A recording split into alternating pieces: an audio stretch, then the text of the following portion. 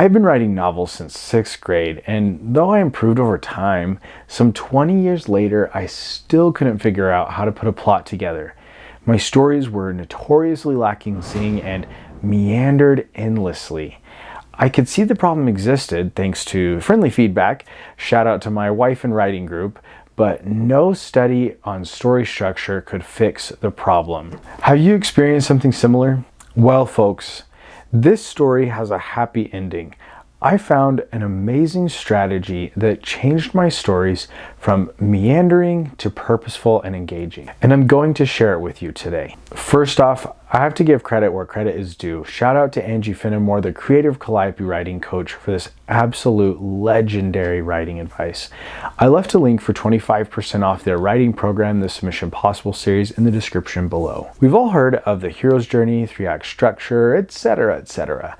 And while these constructs are helpful, learning about them didn't solve my issues. And that's because the problem wasn't an understanding of plots, but an understanding of a concept called character, roles, and functions. You see, I didn't understand what role my characters played in my stories. For example, one of my stories had 3 protagonists, and I was unable to see that 2 of those protagonists needed to have a different role in the story. These roles help lay out the purpose each character plays in your story and helps provide balance to the manuscript. The first 2 roles demonstrate these concepts perfectly: the protagonist and the antagonist. The protagonist, your main character, serves to move the story forward. They are the story.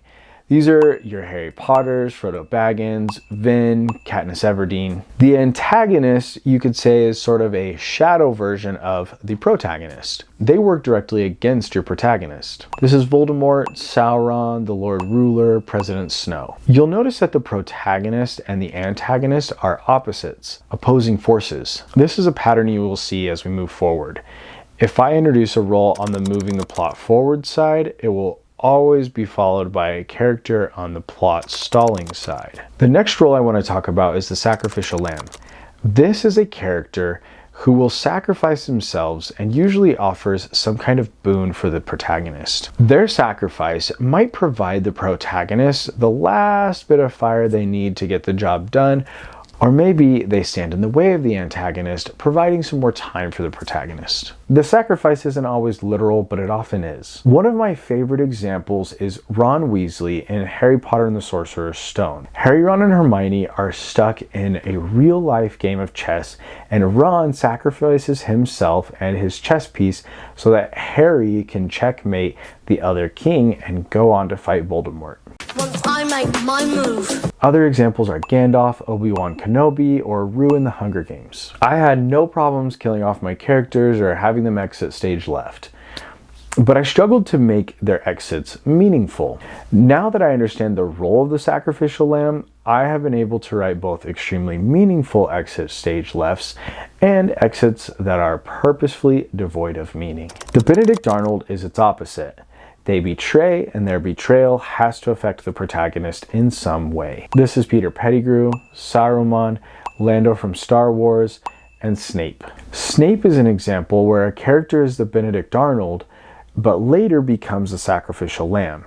I bring this up because it is possible for a character to hold multiple roles, but if the roles fall on opposite sides, it requires a transformation of some kind. I'm a little embarrassed to admit this, but before learning the character roles, I never had a traitor in any of my stories, and not for lack of trying. And still, I think this is the hardest one for me to write.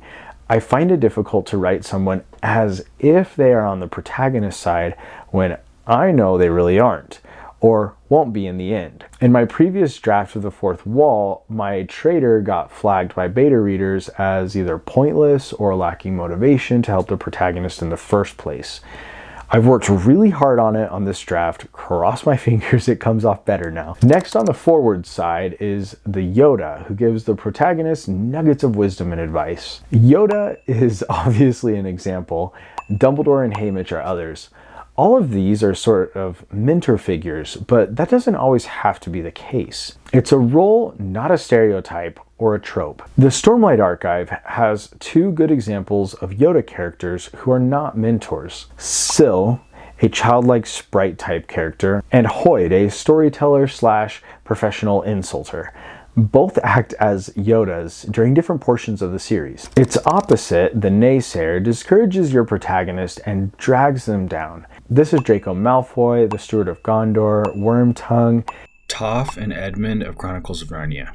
This is another role I struggled to fill in the olden days. I used to identify the naysayer as a secondary antagonist, but they serve a completely different role in the story. Treating them as a secondary antagonist only served to bloat my plot and add to the meandering feeling of my stories. Thinking of them as a character who is meant to tear down the protagonist created one of my favorite characters in the fourth wall, Becky. She is argumentative and outspoken, and while she is on the plot stalling side, her loyalties lie with my protagonist, Andre, something I would have never thought of doing before learning about these character rules. Back to the forward side, the next character is the Braveheart. Bravehearts will do whatever it takes to save the day. They are often well positioned to be the sacrificial lamb, like in the case of Ron in the first Harry Potter novel and Eddard Stark. Other examples of the Braveheart are Samwise Gamgee and Peeta. The opposite is called the Revelator, but I don't like that name. I like to think of this character as the unwilling. They just aren't willing to move forward with the protagonist for whatever reason. King Robert in Game of Thrones is a great example, and King Theoden in The Lord of the Rings starts out with this role. And Gilderoy Lockhart is iconically unwilling. This is yet again another character I never really had in my stories before. I had plenty of Bravehearts, but no one who was unwilling to act. It left my stories feeling unbalanced. In the fourth wall, my unwilling character is a literary agent who refuses to publish my protagonist Andre's book. I used their impending meeting as a sort of ticking time bomb that gets Andre into action, and when his agent is unwilling to help him, he has to pivot. It forced him to get creative, which is much more interesting than everything working out the way he originally planned. Next up is the professor, who will help the protagonist come up with courses of action. This is Hermione, Kelsier, and Effie. Protagonist Kes Brecker in Six of Crows and Locke Lamora in The Lives of Locke Lamora also fulfill these roles in their stories. And they can because both the protagonist and professor roles are on the forward side. I often gave the protagonist this role as well, but in my case, it made my protagonist feel overpowered, and my stories felt lopsided, especially because I rarely included its opposite, the Chicken Little. The Chicken Little warns the protagonist. It can be abstract, but it usually is a warning against their course of action. I don't know if this is from a movie or something, but I imagine some old guy at a gas station looking far off in the distance at some dark storm clouds, saying something passing like, "A storm's a brewin'" or something, but it can be way more explicit than that.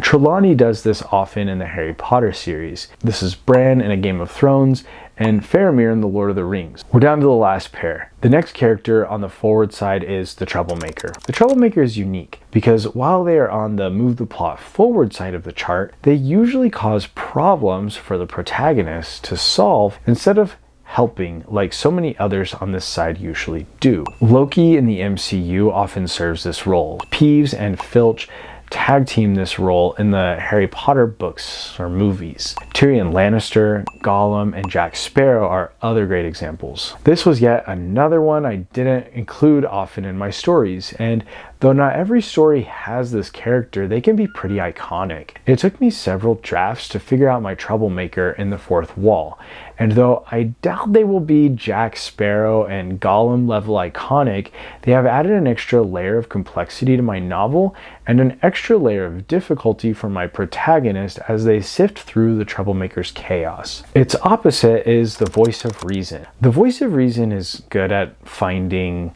reasons why whatever the protagonist is planning won't work. Hermione doesn't really fulfill this role, but I always think of that line in the Goblet of Fire movie when Fred and George take the aging potions to try to and compete in the Triwizard Tournament. It's not going to work. This character likes to remind the protagonist that they are against impossible odds.